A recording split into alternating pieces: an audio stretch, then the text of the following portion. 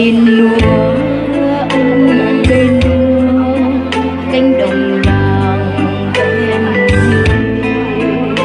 hồ tây xanh mênh mông trong tươi thắm chiều làng em làng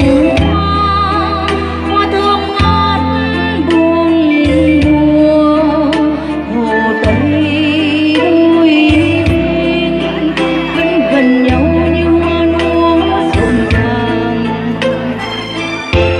núi thơm ngát cho em hát cùng người bơi lúa yêu cuộc đời xanh thắm tươi ruộng đồng sông lấp lánh mặt hồ cho hoa em ngào ngạt cho hương bay rào rạt làng hoa em gọi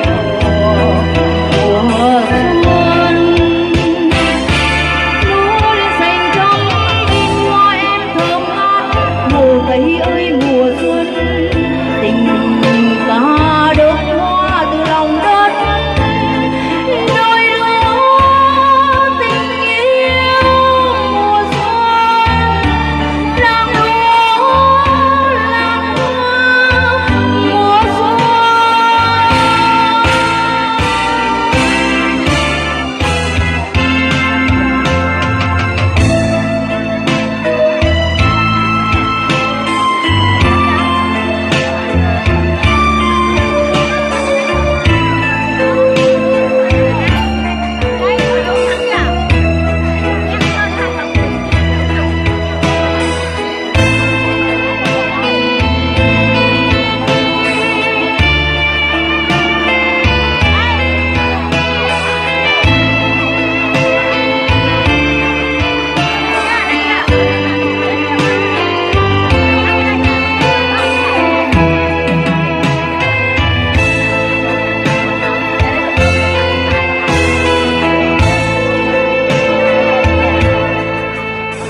Em hát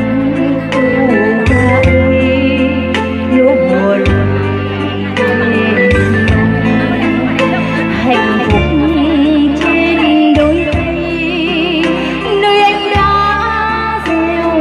mầm chiều nay anh rời xa hoa nói với em